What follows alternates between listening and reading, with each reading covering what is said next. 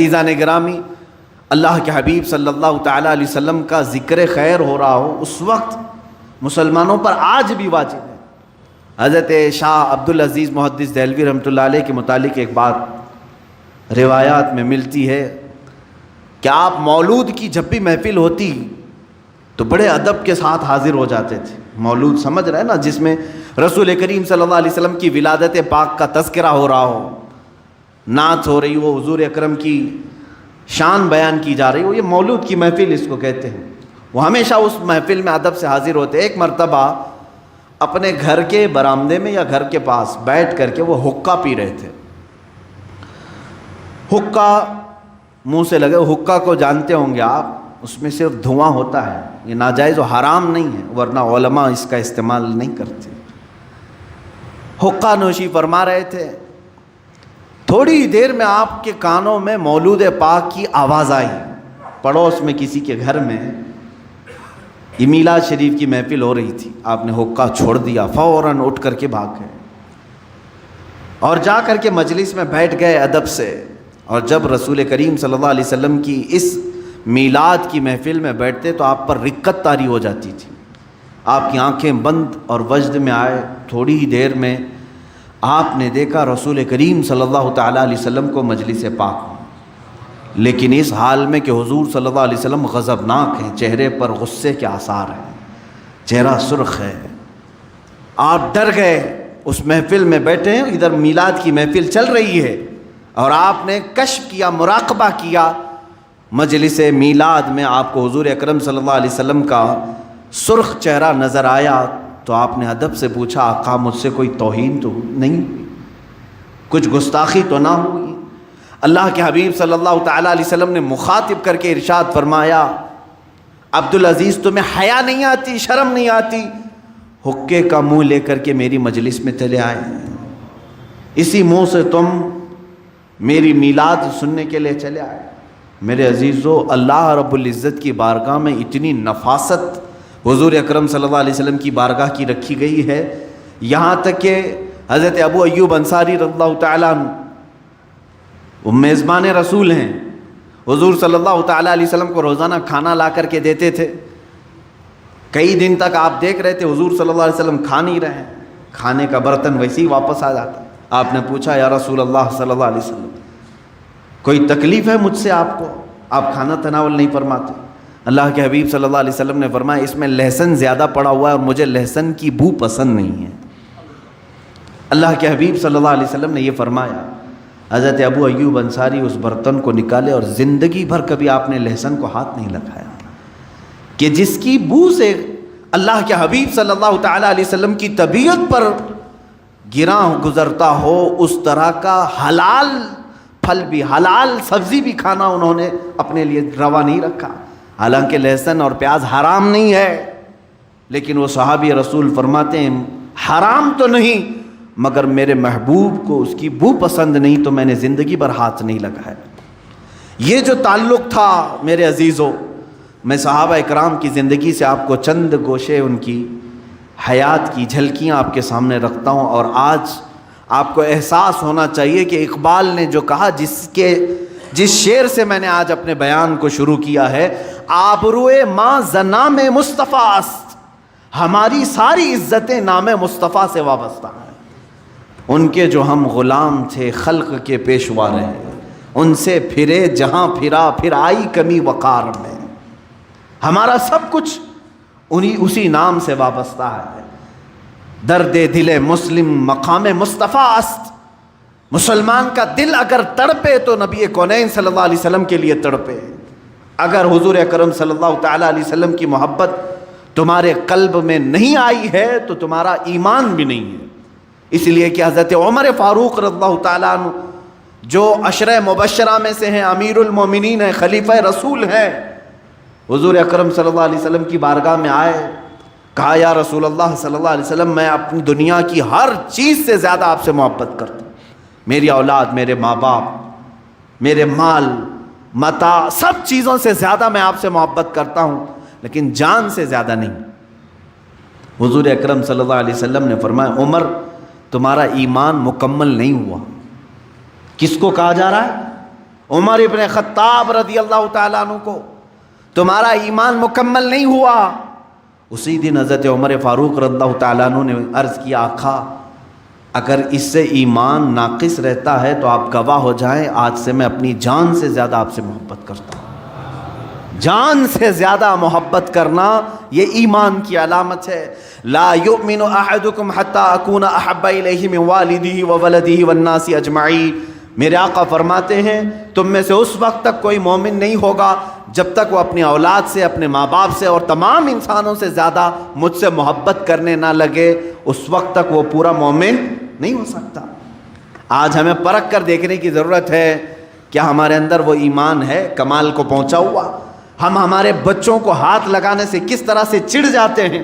ہمارے ماں اور ہمارے باپ کی شان میں اگر کوئی گستاخی کرے تو ہم اس کے ساتھ کیا معاملات کرتے ہیں، کیا سلوک کرتے ہیں، یہ سب کو معلوم ہے. اس کا مطلب یہ ہے کہ ہم اپنے رشتہ داروں پر آئی ہوئی کوئی بھی آفت کو برداشت نہیں کرتے. تو یہاں ایمان کو پرکھنے کی ضرورت ہے. نام مصطفیٰ پر اگر کسی نے کیچڑ اچھالا اور تم خاموش رہے تو اس کا مطلب ہے کہ ایمان کمال کو پہنچا ہی نہیں ہے. ایمان کسی کا کمال کو پہنچا نہیں ہے. جب تم اپنے ماں باپ پر کوئی بھی آفت برداشت نہیں کرتے تو اس کا مطلب ہے کہ نبی کو ابھی ماں باپ سے کم چاہتے ہو، اپنی اولاد سے کم چاہتے ہو. تمہارے مال کے متعلق اگر کوئی تانا مارے تو تم اس کا جواب دیتے ہو. اس کا مطلب ہے کہ نبی کونین صلی اللہ تعالیٰ علیہ وسلم سے ابھی مال سے کم محبت کرتے ہو. عزیزان گرامی وقار، میں سب کی بات نہیں کر رہا ہوں. جو میرے آقا صلی اللہ تعالیٰ علیہ وسلم کی عزت اور ناموس کے لیے کھڑا ہوا، چاہے حالات کیسے بھی ہوں، یہ اس کے ایمان کی علامت ہے. میں آج یہاں سے بیان کر رہا ہوں، مجھے ضرور معلوم ہے کہ جمعہ کا یہ مجمع اگرچہ مسجد میں محدود لوگ ہوتے ہوں، لیکن اس بیان کو ریکارڈ کر کے میں پوری عالم اسلام نہیں بلکہ پوری دنیا کو یہ پیغام دینا چاہتا ہوں. آبروئے ماں زنام مصطفیٰ، ہماری آبرو مصطفیٰ کریم صلی اللہ علیہ وسلم کے نام سے ہے، اور اگر تم نے اس طرف انگلی اٹھائی تو پھر ہمارا زمین پر جینا بھی بیکار ہے، ہم جواب دے کر کے رہیں گے. آج فرانس کی گورنمنٹ بھی خاموش بیٹھی ہے چارلی ہیبڈو نام سے، جو گستاخانہ خاکے بنانے کے لیے پوری دنیا میں اعلانات ہو رہے ہیں. یہ جان بوجھ کر کے ہوتے ہیں. رسول کریم صلی اللہ تعالیٰ علیہ وسلم کے کارٹون بنانا ہے، اور اس کو یہ کیا کہہ رہے ہیں؟ یہ آزادی رائے ہے، یہ فریڈم آف سپیچ جس کو کہتے ہیں. ہر ایک کو آزادی ہے، کسی کے بھی آزادی. تم آپس میں ایک دوسرے کے حلیے بناؤ، اللہ اور اس کے رسول کو اپنی آزادی کا نشانہ ہرگز نہ بناؤ. یہاں کوئی آزادی نہیں ہے. اس لیے اس زمانے میں یہ آیت نازل ہوئی ہے. تو میرے عزیزوں، اس معاملے کو ہلکا نہ سمجھ لیں. اس وقت بھی کہا جا سکتا تھا نا فریڈم آف سپیچ ہے، مذاق کرنے کا اختیار ہے ہر ایک کو. لیکن میرے عزیزوں، مذاق کا تخت کبھی بھی نبی کونین کی ذات اور اللہ رب العزت کی ذات ہم بننے نہیں دیں گے. پوری دنیا میں کہیں پر بھی ہو.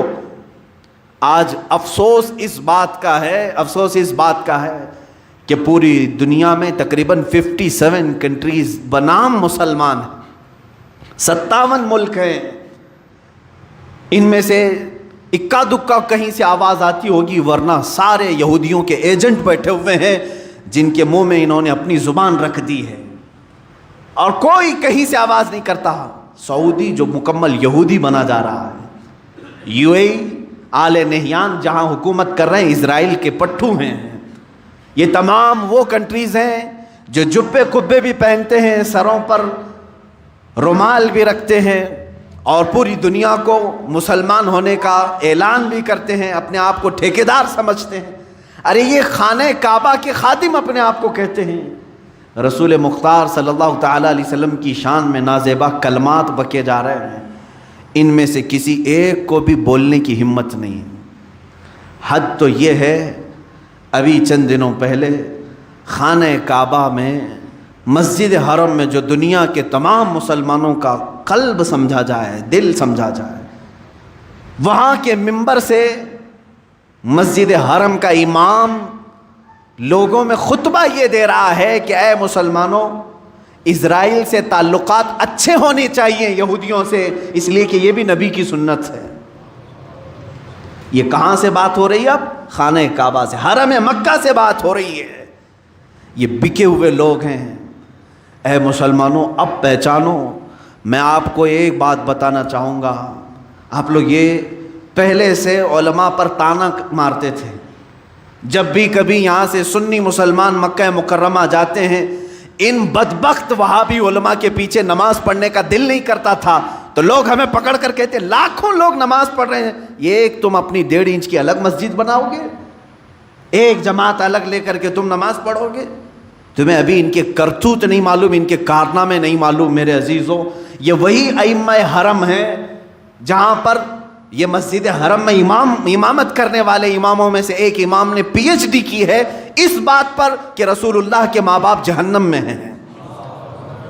ان کی پی ایچ ڈی ہوئی ہے اس بات پر، یہ تھیسس لکھ رہے ہیں اس بات پر۔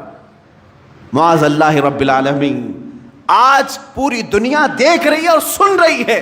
اگر عربی نہیں آتی تو ٹرانسلیشن سن کر کے دیکھو، مسجد حرم سے خطبہ دینے والا امام پورے مسلمانوں کو خطبہ دیتا ہے۔ یہ نہیں کہ مسجد حرم کے صرف مسلمانوں کو، پوری دنیا میں یہ لائیو سنا جاتا ہے اور پہنچایا جاتا ہے، اور وہاں سے یہ تنبیہ کی جا رہی ہے کہ اسرائیل سے تعلقات استوار ہونا چاہیے۔ یہ بولی کس کی؟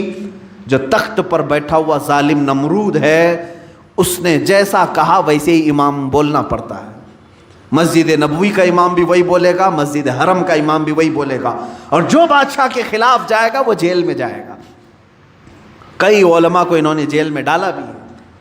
ہو بہو یہی حال امارات میں ہے، مصر میں ہے اور بحرین میں ہے۔ یہ سب وہ کنٹریز کے نام میں لے رہا ہوں جن کو بنام مسلم سمجھتے ہیں۔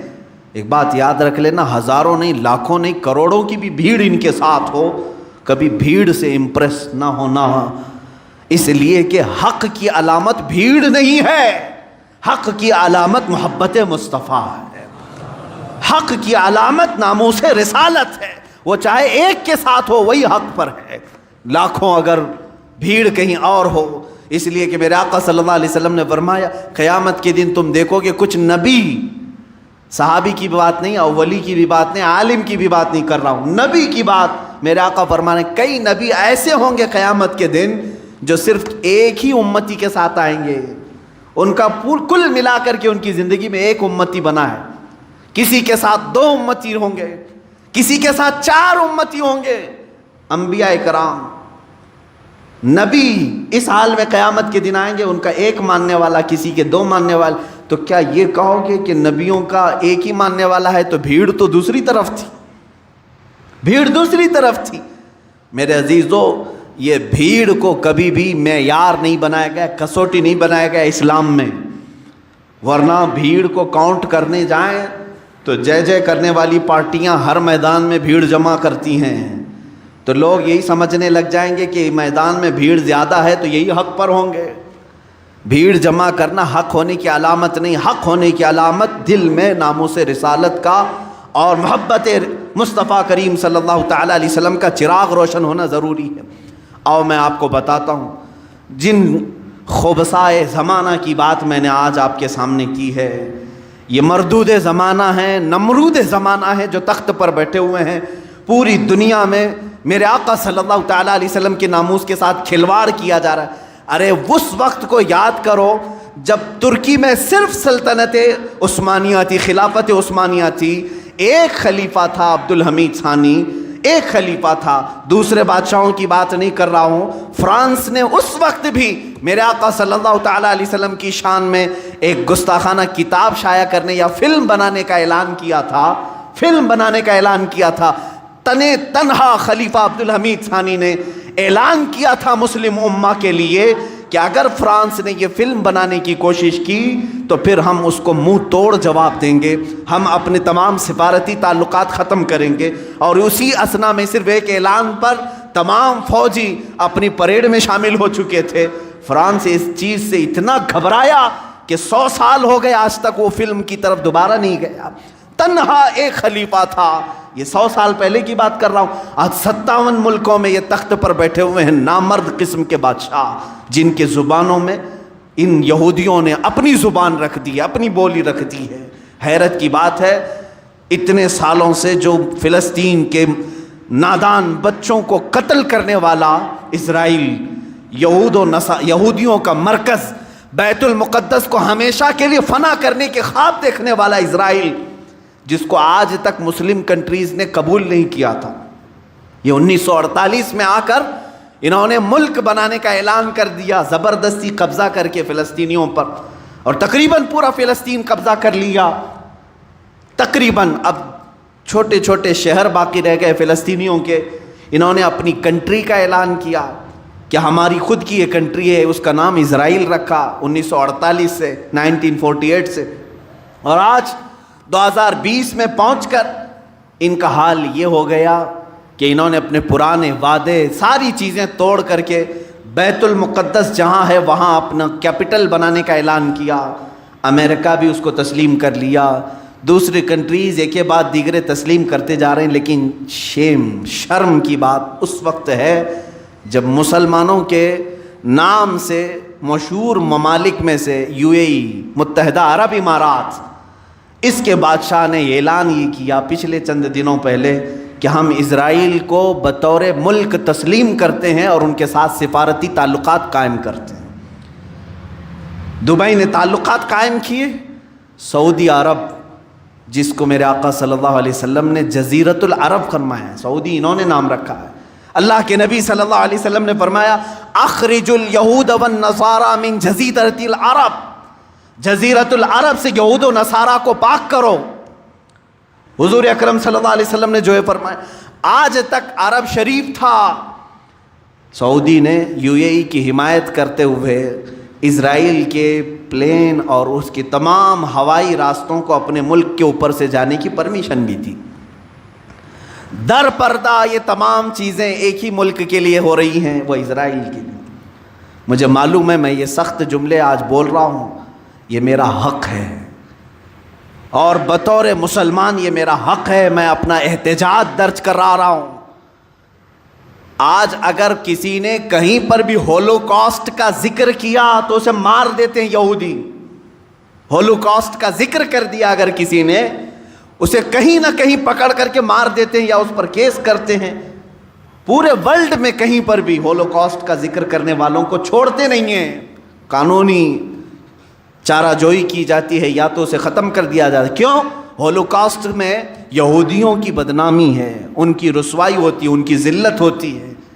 میرے عزیزو، ایک مٹھی بھر جماعت ہولوکاسٹ کا نام برداشت نہیں کرتی، اور پوری دنیا میں 1 ارب سے زیادہ مسلمان اپنے نبی کی شان میں گستاخی کیوں برداشت کر کے بیٹھے ہوئے؟ خاموش تماشائی کیوں ہیں؟ کہیں ایسا تو نہیں کہ جس کو اقبال نے بہت پہلے کہا تھا کہ عرب کو دے کر عجم کے تخیلات، اسلام کو حجاز و یمن سے نکال دو، یہ فاقہ کش موت سے ڈرتا نہیں ذرا، روح محمدی اس کے بدن سے نکال دو۔ ان لوگوں نے یہی کہا تھا کہ یہ بھوکا رہتا ہے، پیاسا رہتا ہے مسلمان، اور موت سے بالکل ڈرتا نہیں۔ آخر اس کے اندر خوف لانا ہے تو روح محمدی اس کے جسم سے دور کر دو۔ جو میرے آقا صلی اللہ علیہ وسلم کے لیے اس کا دل تڑپتا ہے، اس کو مرجھا کر دو، مرجھا دو، مار دو۔